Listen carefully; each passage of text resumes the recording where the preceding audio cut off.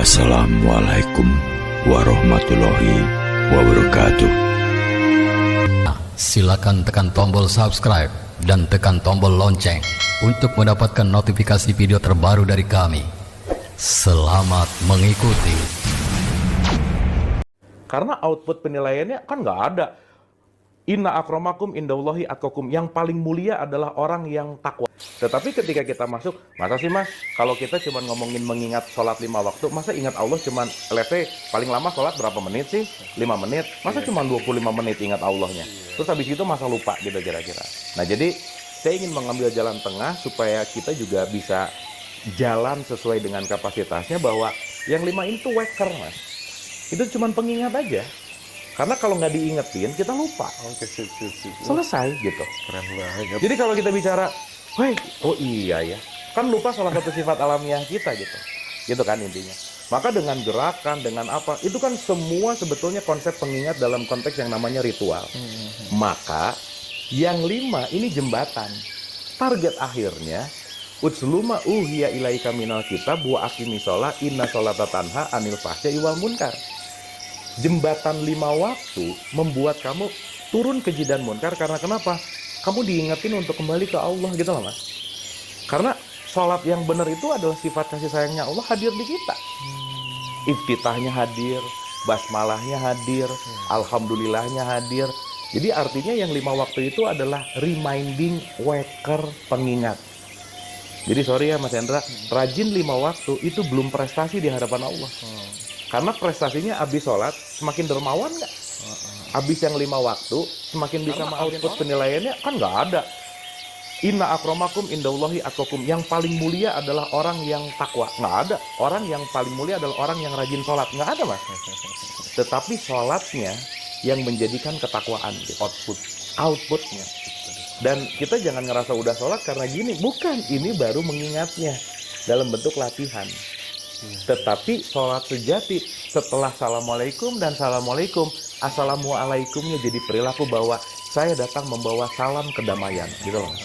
Makanya kalau abis sholat selesai gitu, abis beres assalamualaikum kanan kiri marah-marah, nggak nyambung sebenarnya. Karena selesai sholat outputnya apa? Salam kanan, salam kiri. Saya damai ke kanan, saya damai ke kiri gitu. Mantap. Poinnya ada di situ gitu mas. Nah cuman yang saya cerita 95% ke atas kan nggak ngerti juga isinya apa gitu. Hanya ikut-ikutan. Saya simpulkan dulu mas. Iya. Konteks sholat bisa dalam konteks ritual itu sebagai pengingat atau reminding system waker.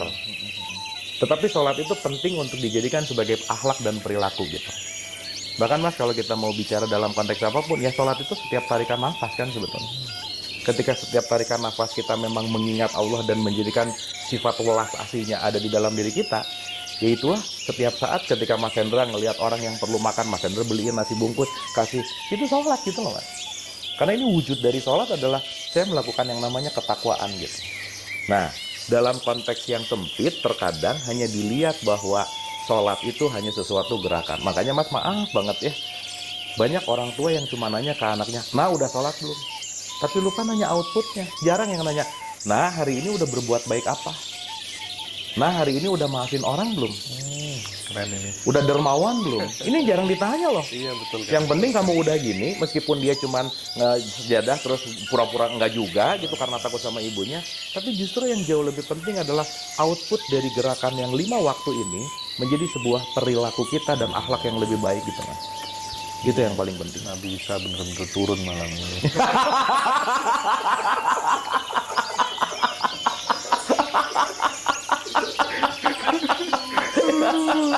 Turun welas asih gitu ya. Aduh, keren. Sorry gini, apa tuh namanya, saya malam ini memang pengen nanya hal-hal yang ya apa ya, karena kita memang basicnya dari muslim gitu Ya, kan. ya. Hal yang sekiranya masih membingungkan gitu Kang Abu ya. Misal kayak aku kan muter kemana-mana gitu ya, setiap orang tak tanya tentang ini gimana sih dulu asal usul manusia itu sebenarnya ada yang tahu nggak sih? Ada yang bisa ngeriset nggak sih kira-kira kalau emang manusia pertama kali itu dulu ada gitu? Itu mulai dari balita, remaja, dewasa atau udah tua gitu, laki-laki apa perempuan dulu gitu, tentang Adam dan Hawa gitu. Ya. Bagian katanya aku tanya beberapa ustadz juga nggak bisa ngejelasin tentang bagaimana proses terjadinya Adam dan Hawa itu yang bisa diterima oleh akal.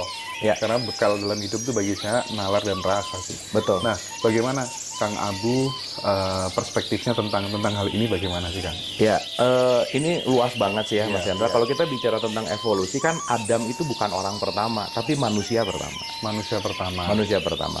Bedanya orang pertama sama manusia pertama. Ya apa? gini, di Quran tuh nggak pernah ada kata-kata Nabi Adam tuh nggak ada. Nggak ada. Nggak ada. Adam itu bukan sosok gitu Mas, Bukan sosok. tapi kesadaran. Kesadaran. Jadi kalau kita mau bicara konteks Adam, Adam itu adalah penyatuan ruh dengan jasad. Ya kita ini Adam sebenarnya, Oke. yang dikasih hawa nafsu gitu.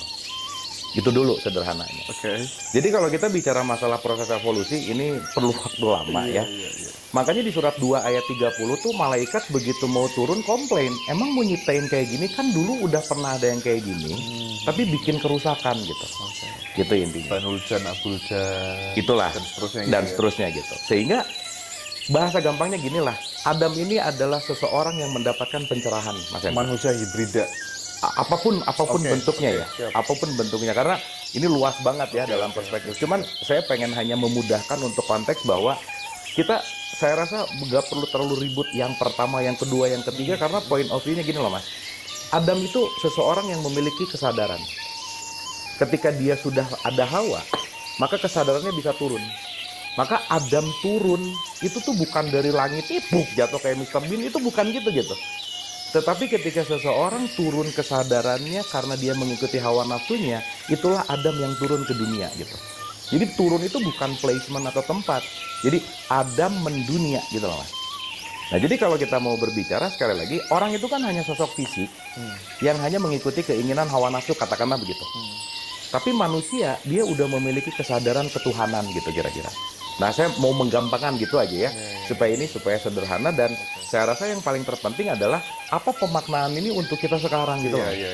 Itu yang paling penting gitu. Nah, jadi Adam itu kalau kita bicara dalam konteks seseorang atau apapun konteks bentuknya orang yang mendapatkan enlightenment gitulah kira-kira. Itu Adam. Makanya nanti salah satu strukturnya dikasih Hawa sebagai keinginan gitu kira-kira. Nah, jadi banyak faktor lah kalau kita mau ngomongin pertama kedua, tapi yang paling sederhana bedain dulu orang pertama sama manusia pertama, itu satu. Karena Adam ini adalah manusia pertama gitu. Dan ini kalau dalam tanda petik manusia pertama kan luas gitu Mas Hendra. Karena saya pengen lebih ngambil perspektif tentang oh iya ya, kita ini semua Adam kok sebenarnya. Karena penyatuan antara ruh sama jasad gitu. Makanya tugasnya Adam untuk apa sih? Belajar Mas Hendra. Belajar tuh dalam bahasa Arab tadarus. Maka abis Adam itu Idris. Tadarus. Iya. Jadi ini nanti kalau kita bahas 25, itu tuh sebetulnya nggak berbicara masalah sosok, enggak. Adam yang harus bertadarus, sehingga nanti dia mendapatkan Nuh, nanti dia dapat hudan, petunjuk. Nuh Nanti itu apa?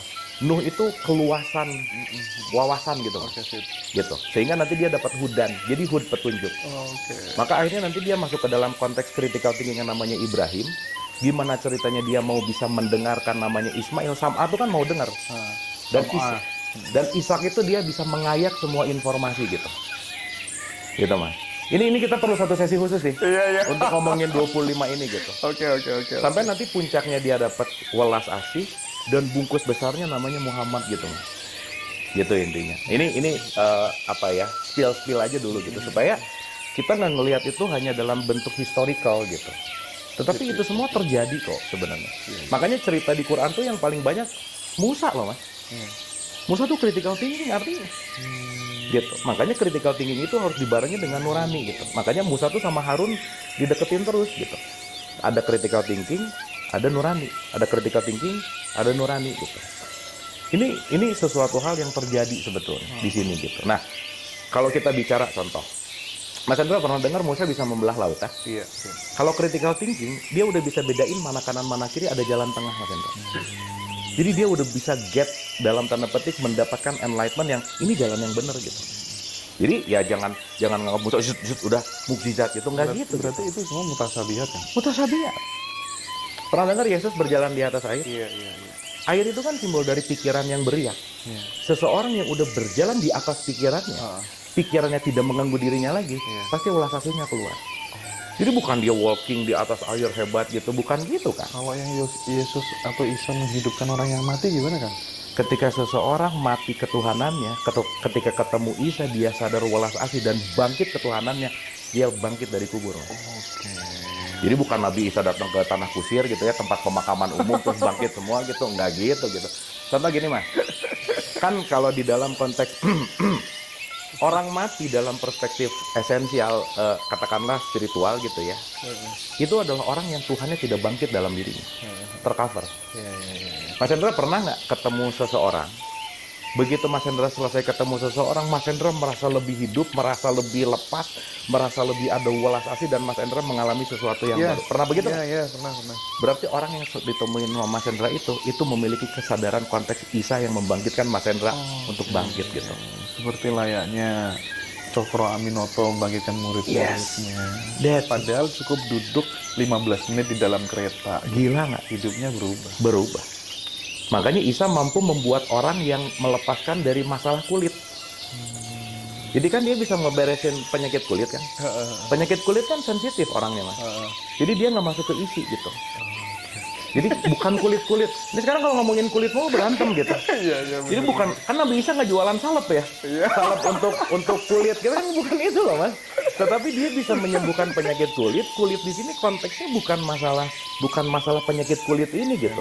Seseorang yang hanya berbicara dalam wilayah kulit tapi nggak mau masuk ke isinya gitu. Ya kayak sholat tadi, kulitnya adalah gerakan, tapi isinya adalah perilaku. Nah, Isa mampu membawa seseorang dari gerakan menuju kepada perilaku gitu loh mas. Kenapa ya kajian-kajian seperti ini tidak familiar ya?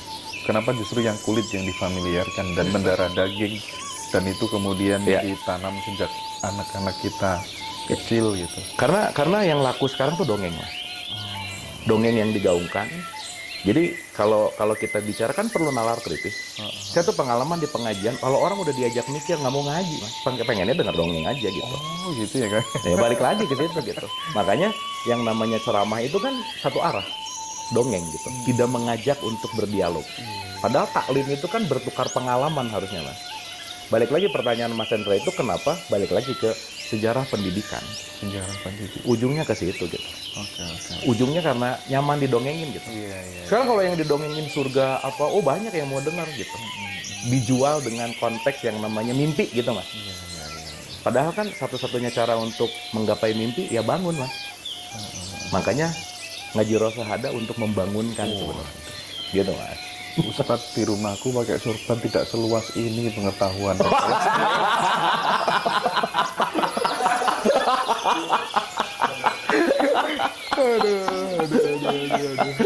Oke, Kang Abu, saya kan banyak berjumpa beberapa guru-guru spiritual dan kemudian gus-gus gitu ya. Itu kan sering kan muncul statement dari beliau, aku mendapatkan bisikan dari diri sejati, rasa sejati gitu, yang kemudian itu tuh menurutku bisikannya agak pragmatis banget sih. Misalnya kayak kamu harus ini ikut aku pergi ke luar negeri ini gitu. Dan yang ditunjuk ini orang yang siap backup pendanaan dia gitu. Macam-macam, case-nya macam-macam gitu. Pertanyaan saya adalah bagaimana cara kita bisa membedakan mana itu kehendaknya sama kehendak ego, suaranya sama suara ego, suara nurani sama suara ego, itu bagaimana kita bisa memfilternya, Kang Abu? Oke, gini mas, kalau kita bicara bisikan itu kan subjektif ya mas Hendra, itu dialami gitu kan. Karena ya balik lagi bahwa ketika pembicaraan itu didapatkan hasil diskusi saya dengan batin misalnya, yang paling terpenting sekarang adalah pembicaraan ini outputnya menjadi sebuah kebermanfaatan atau enggak gitu loh mas. Jadi kalau sekarang misalnya Mas Hendra, saya dapat wangsit nih, Mas Hendra harus ngebiayain saya gitu misalnya. Gitu ya. Tapi by the way kalau ini sudah jadi figur otoritas yang dia memiliki community kan ya balik lagi ya. Semua berdasarkan sesuatu yang saya rasa penting digunakan nalar kritis dan nurani gitu mas. Mas Hendra gini deh, paling sederhana kita semua tuh punya rasa. Kan bisa rasa ya. Nggak mungkin lah kita dalam tanda petik ya balik lagi ya, dengan dengan pikiran yang jernih, dengan perasaan yang jernih juga, kita bisa ngerasa kok bahwa ada indikasi-indikasi kepentingan di situ, ada indikasi-indikasi pemanfaatan di situ, kan itu gimana ya bahasanya ya, itu sebenarnya sangat bisa kita rasakan sih Mas Hendra.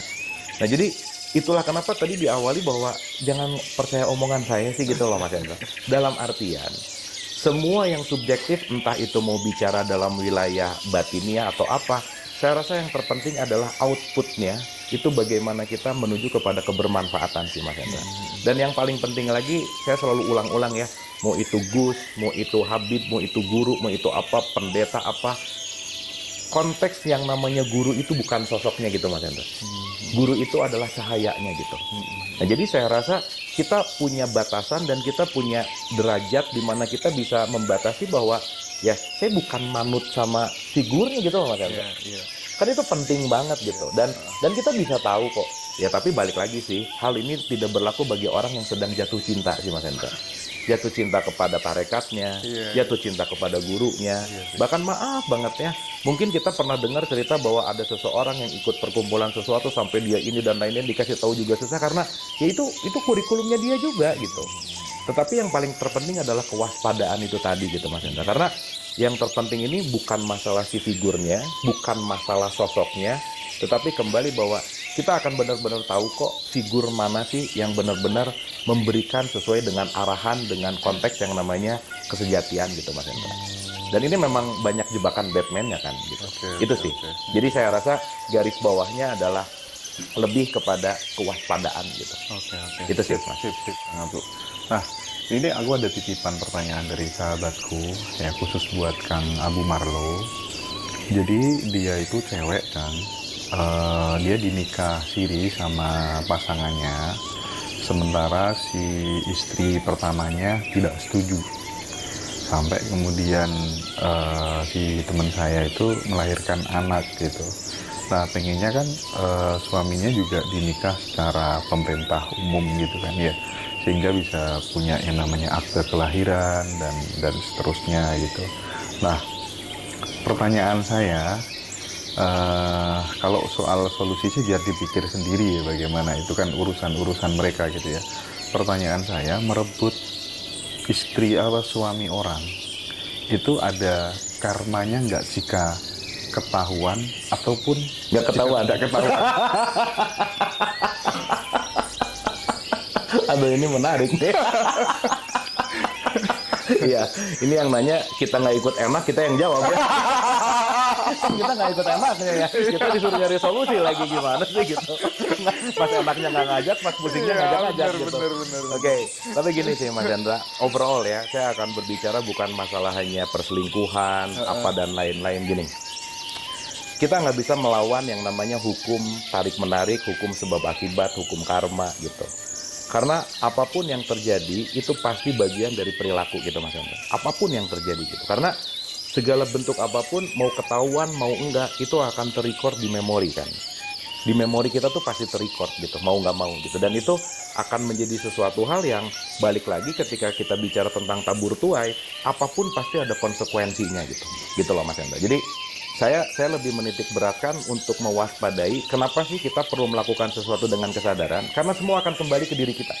Konsekuensi itu misalnya ATM berkurang dan macam-macam semuanya gitu. Tapi konsekuensi yang paling dirasakan adalah rasa Mas Chandra.